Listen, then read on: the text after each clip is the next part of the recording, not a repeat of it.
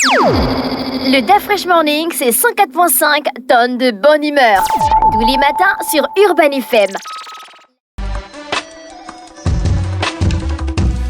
On est avec Jean-Paul. Jean-Paul, bonjour. Bonjour, Dafresh. Comment tu vas ce matin? Ça va très bien. Alors, l'actualité internationale nous emmène Au Niger. On est perdu entre l'Israël et puis l'Ukraine. Oui, ça, c'est ce qui domine l'actualité. Enfin, l'Ukraine un peu moins, un peu comme je l'ai expliqué hier. Mais aujourd'hui, on va parler du Niger parce qu'il y a une information qui est passée quasiment inaperçue sous les radars de l'actualité. C'est l'annulation pure et simple de l'intervention militaire de la CEDEAO au Niger. Il faut savoir que le 27 octobre dernier, il y avait déjà, d'abord avant le 27 octobre dernier, il y avait déjà une mobilisation de certains soldats de certains pays, en l'occurrence le Bénin, le Sénégal et la Côte d'Ivoire. Ils étaient sérieux. Oui, eux, ils envisageaient faire la guerre au Niger. Mais on savait pertinemment que ça ne pourrait pas arriver. Moi, je l'ai toujours dit qu'une intervention militaire au Niger, même si elle était annoncée, elle était dans la pratique inenvisageable pour les raisons que je vais expliquer là tout à l'heure. Et donc, il y avait déjà une mobilisation des troupes ivoiriennes, sénégalaises et béninoises, aidées en cela selon certaines indiscrétions par probablement la France qui leur apportait un appui logistique. Mais il est clair que au niveau de la mise en œuvre, en tout cas le 27 octobre dernier, il devait y avoir une réunion à Sokoto au Nigeria, une nouvelle réunion, ou si tu veux, la dernière réunion des états-majors pour véritablement voir dans quelle mesure est-ce que là, maintenant, on passait aux choses sérieuses, c'est-à-dire on lançait purement et simplement cette intervention militaire, sauf que la réunion de Sokoto n'a jamais eu lieu. C'est-à-dire que les différentes délégations sont arrivées à Abuja. À partir de là, elles auraient dû normalement être acheminées à Sokoto pour assister à cette réunion, mais elles n'ont pas pu être acheminées. Donc, que ce soit l'état-major ghanéen, ivoirien, sénégalais, voilà, en tout cas, les pays qui appuyaient une intervention militaire au Niger, n'ont pas pu, les délégations des états-majors n'ont pas pu être transportées vers Sokoto, où devait se tenir cette rencontre au sommet des états-majors, les états-majors des forces armées des États de la CEDEAO. Bref, et quelle est la raison qu'on a donnée? Officiellement, c'est un manque d'organisation, quoi. C'est-à-dire que le Nigeria, un pays comme le Nigeria, il ne s'attendait pas. C'est comme si c'était une réunion qui n'avait pas été prévue d'avance, qui avait été improvisée. Et puis, paf, on n'avait pas prévu que vous arriviez. Donc, on ne peut pas organiser la réunion. Mais en fait, c'est plus sérieux que ça. Comme je l'ai expliqué ici, il faut savoir que depuis lors, ça fait déjà 4 mois que les militaires ont renversé le régime de Mohamed Bazoum, même si jusqu'à présent, il a toujours refusé de démissionner. Mais en 4 mois, il faut bien comprendre que les nouvelles autorités ont eu le temps de s'implanter dans le pays. Et donc, à cela, il faut aussi ajouter le fait qu'il y a déjà une adhésion populaire incontestable de la part de la population nigérienne envers les nouvelles autorités militaires.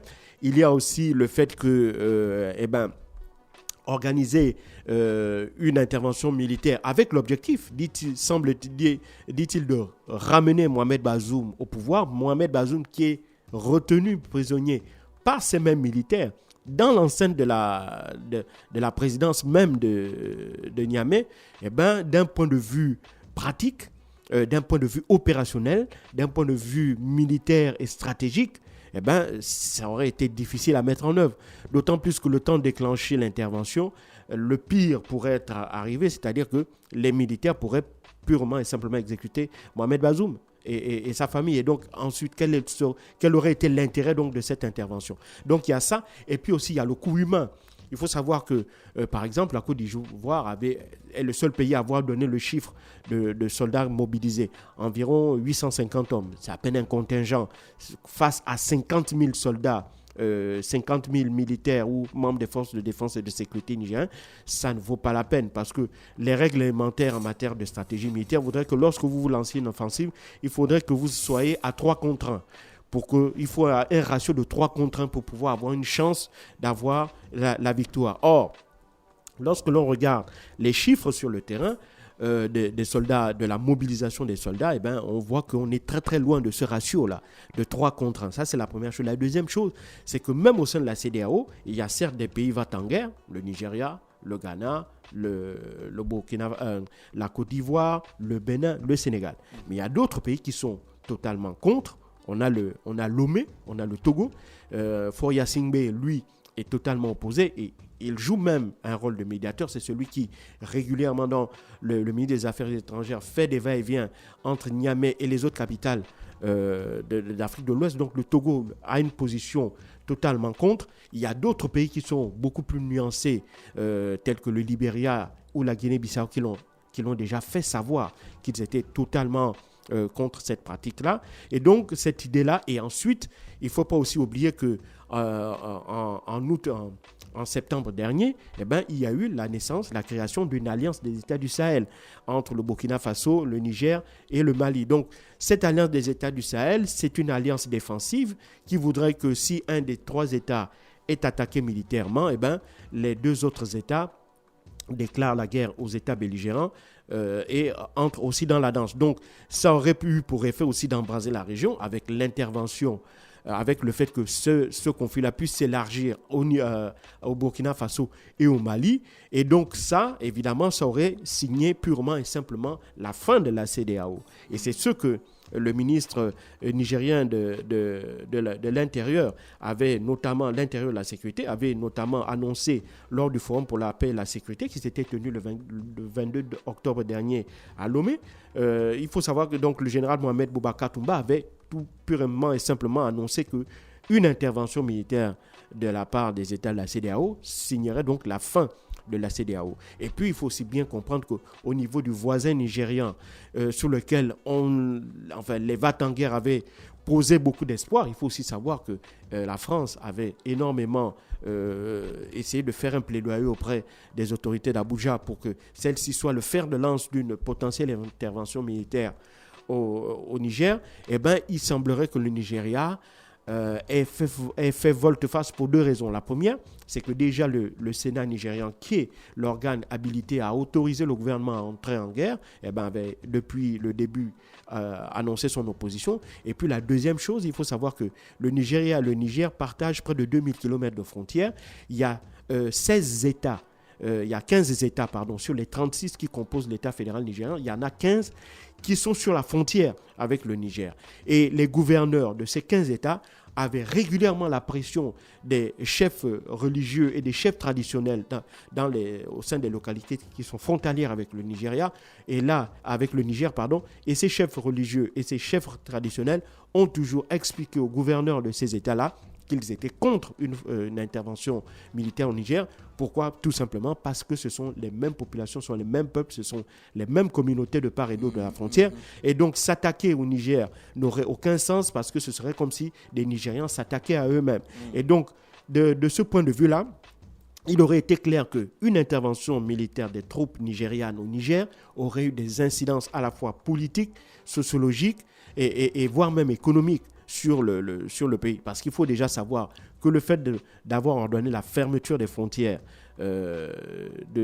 avec le Niger, même si ça viole les dispositions du droit international, parce qu'il faut savoir que le Niger est un pays enclavé, et en cela, le droit international impose aux pays frontaliers avec le Niger qui ont un accès avec la mer, d'avoir des points de passage vers ce pays-là. Donc, des pays comme par exemple le Bénin qui bloque jusqu'à présent le passage de marchandises vers le Niger, même s'ils ont plus ou moins essayé de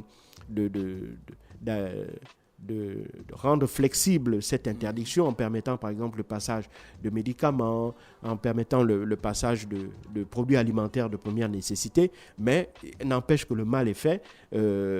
Pendant plusieurs semaines, la frontière entre le Bénin et le Niger était totalement fermée. C'est la même chose avec d'autres pays qui sont aussi frontaliers avec le Niger, mais qui appliquent les sanctions de la CEDEAO. Le fait d'empêcher que des médicaments ou des produits alimentaires soient acheminés vers un pays qui est enclavé, eh bien, cela viole des dispositions du droit international. Sans oublier qu'il y a aussi d'autres dispositions au sein, par exemple, de la CEDEAO qui sont violées. Hein. Le fait, par exemple, que la BCEAO, qui est, si tu veux, le bras financier de la CEDEAO, ait jusqu'à présent bloqué les avoirs du Niger sur ses comptes, constitue aussi une violation de la charte même de la CEDEAO qui ne prévoit pas ce type de sanctions-là en cas de changement anticonstitutionnel à la tête d'un État membre. Donc tout ça fait que à la fois la CEDEAO était sous pression parce que elle subit les critiques de la part des pays qui ont notamment changé, des pays qui ont vu des militaires arriver au pouvoir.